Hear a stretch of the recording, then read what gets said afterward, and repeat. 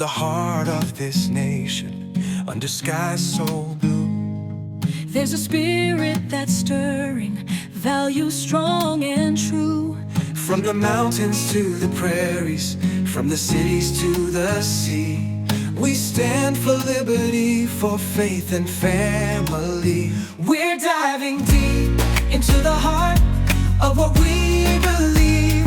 Well, hello everyone, and welcome to the Deep Dive Podcast Show.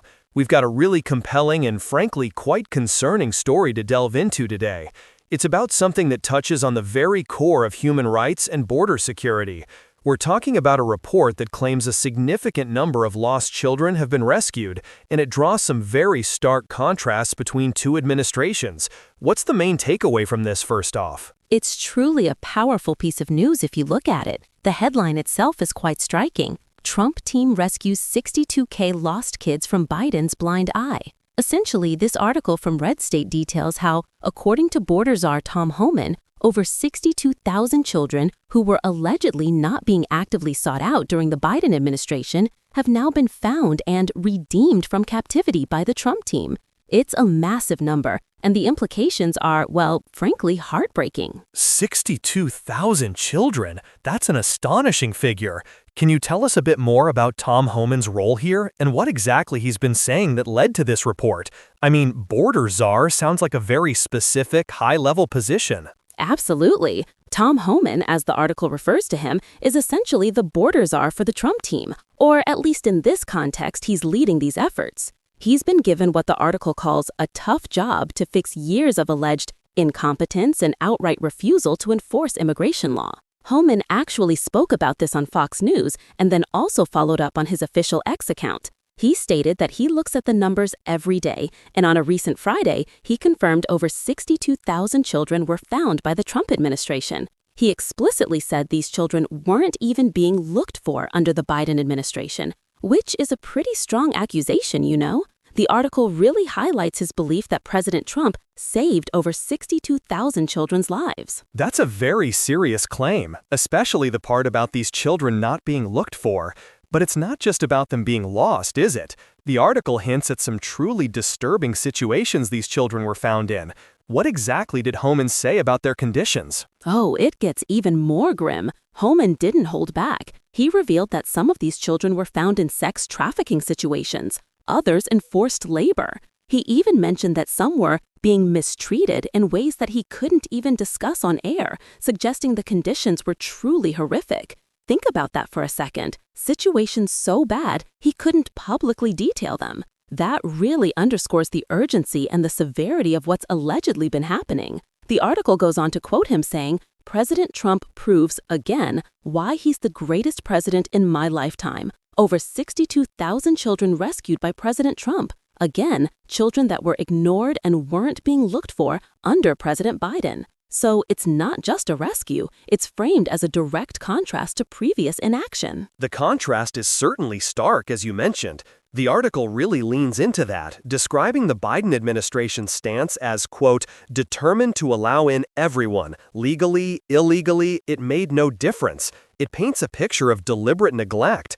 How does the article elaborate on this alleged negligence from the Biden administration side? It uses very strong language, actually. The article states, the Biden administration, with an empty chair at its head and who knows who making the actual decisions, seemed determined to allow in everyone, legally, illegally, it made no difference. This is quite a critical assessment. It suggests a lack of leadership and a general laxity in enforcing immigration laws, which, according to the piece, directly contributed to these children being lost or vulnerable. It specifically alleges that the Biden administration released to unvetted sponsors and lost these missing children. So it's not just about not looking for them, but also about potentially contributing to their disappearance by not properly vetting who they were placed with. The claim is that nothing much was done about them during the Biden term, despite allegations of disappearing children for years. It's a damning indictment, really, from the article's perspective. That phrase, released to unvetted sponsors, is incredibly troubling.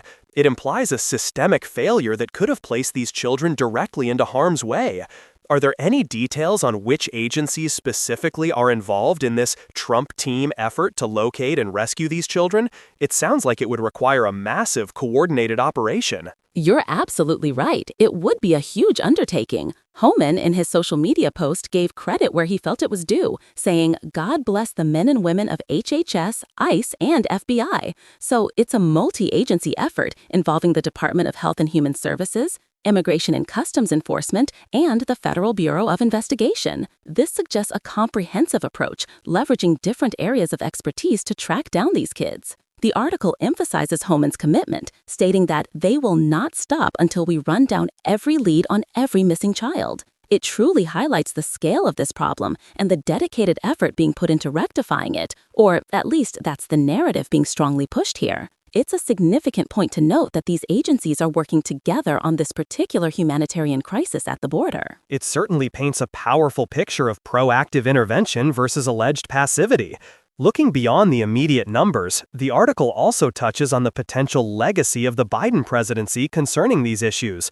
What's the long-term view presented, and how does it frame the ongoing challenges? The article really doesn't pull any punches when it talks about the legacy. It states that's what the presidency of Joe Biden will have as its legacy. It then goes on to say, quite pessimistically, that it's not impossible that the damage done by the guy who posed as the 46th president may never be completely rectified. This suggests that the issues, particularly with border security and the welfare of unaccompanied minors, are so deeply entrenched and severe that even extensive efforts might not fully reverse the harm. But it contrasts this with a message of hope and determination from the Trump team's perspective, saying, "But there's no excuse for not trying, at least if you're not a Democrat." This clearly frames the effort as a partisan battle against a perceived failure. The overall message is that this isn't just a temporary problem, it's a profound challenge with lasting consequences, emphasizing the importance of ongoing vigilance and intervention. So it's not just about the rescue of these 62,000 children, which is of course a monumental task in itself, but also about a broader narrative concerning border policy, humanitarian efforts, and political accountability. What's the final message the article wants readers to take away from all this then? The final message is undeniably strong and highly complimentary towards the Trump administration, especially its efforts on the border. It concludes by reiterating that, thanks to President Trump, illegal immigration into our great country has virtually stopped. It claims that new legislation wasn't needed to secure our border, just a new president. This really solidifies the article's stance that effective leadership can make an immediate and significant difference in what it presents as a critical humanitarian and national security crisis. It wants readers to believe that these actions are a clear sign of decisive and effective governance, especially when it comes to protecting vulnerable populations like these children who it allegedly were previously overlooked. It's a very clear call to action and a strong endorsement of the approach taken by the Trump team, implying that the good news is a direct result of that specific leadership. Thank you for listening to Deep Dive Podcast Show. Don't forget to like, share, and subscribe.